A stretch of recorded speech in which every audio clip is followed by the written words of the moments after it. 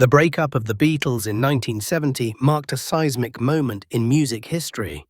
For decades, fans speculated on what really caused the split of the most iconic band in the world. At the center of much of this speculation, Yoko Ono.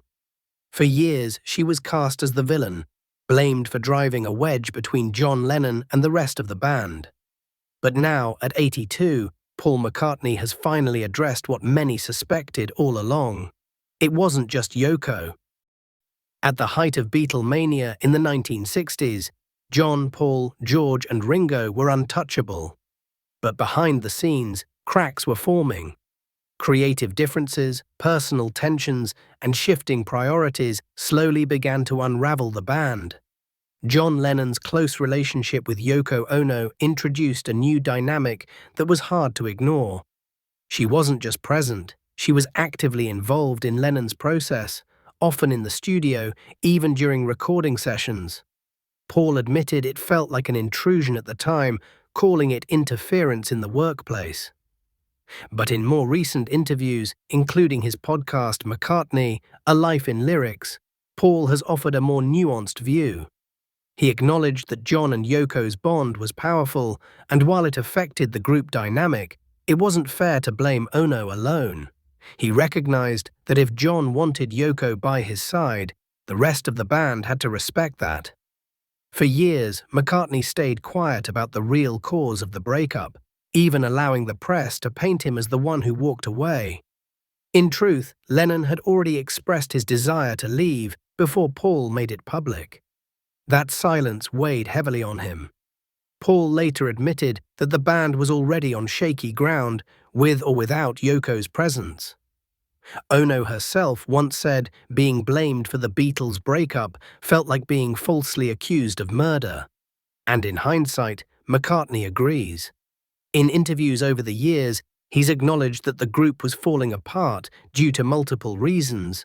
Yoko just became the easy scapegoat. He's since called John and Yoko a great couple and even admired their strength as a team. So what did cause the breakup? According to Paul, it was a complex web of issues.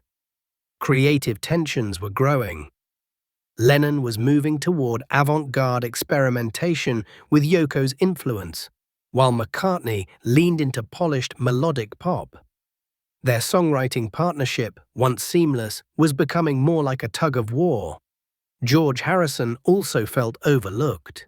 His songwriting had matured, delivering classics like Here Comes the Sun and Something, but he often found himself sidelined in the Lennon-McCartney-dominated sessions. At one point, Harrison even walked out of the studio, frustrated and unappreciated. Then came the business struggles. After the death of their longtime manager, Brian Epstein, in 1967, the band lost its glue. McCartney clashed with new manager Alan Klein, whose handling of the band's finances led to bitter legal disputes. Paul ultimately sued to dissolve the band, something he did not out of malice but necessity. During the aftermath, McCartney retreated to Scotland. He spiraled into depression, questioning his future and drowning his sorrows in alcohol. It was Linda, his wife, who pulled him out, encouraging him to start making music again. That painful chapter laid the groundwork for his next act, his solo career and the formation of Wings. Even with success post-Beatles, the shadow of the band loomed large. McCartney has often revisited those years, trying to make peace with what happened. Over time, he's come to see the breakup not as a betrayal, but as a natural evolution. 4 strong personalities, each heading in different directions, it was bound to happen. The end of the Beatles wasn't about one person, it was about growth, change, and the weight of fame. The pressures were immense. They stopped touring, spent endless hours in the studio, and the joy that once fueled their creativity began to fade. In the end, Paul McCartney's reflections offer clarity. The Beatles' split was inevitable, and Yoko Ono wasn't the villain she was made out to be. Instead, it was a perfect storm of personal and professional differences that brought an extraordinary chapter in music to a close.